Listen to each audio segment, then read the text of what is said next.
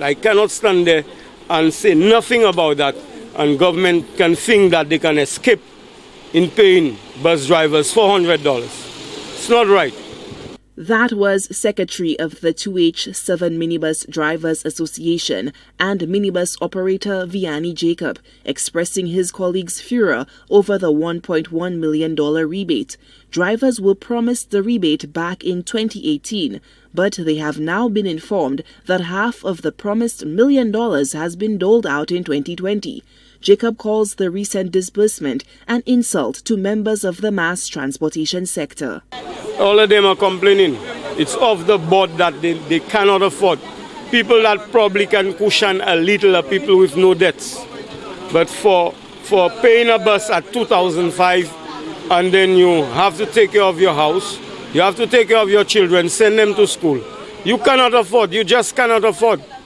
And today, after government has owed you from since 2018, they cannot come with $400 and tell you, look, it's like an insult. It's like slapping you in your face. The promised rebate was intended to act as a buffer to reduce the impact of the increase in the cost of fuel and prevent a bus fare hike.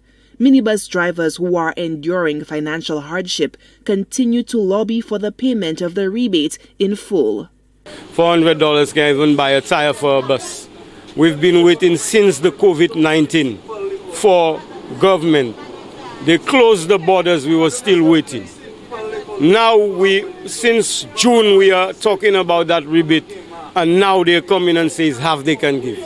This is an insult from government to bus owners, and we believe that if government want to come well, they have to come with the full rebate to give to bus drivers. The National Council should never accept half of the rebate from government. Drivers have also been advocating for an increase in the number of passengers allowed on buses to cushion the blow of the pandemic-induced financial crisis. It was high on the agenda of a meeting of various stakeholders convened last week ahead of the new academic year. Newsforce spoke to NCOPT President Godfrey Ferdinand, who says officials identified a 2-week time frame to mull over the capacity and protocols for public transport. Solange Alfred, HTS Newsforce.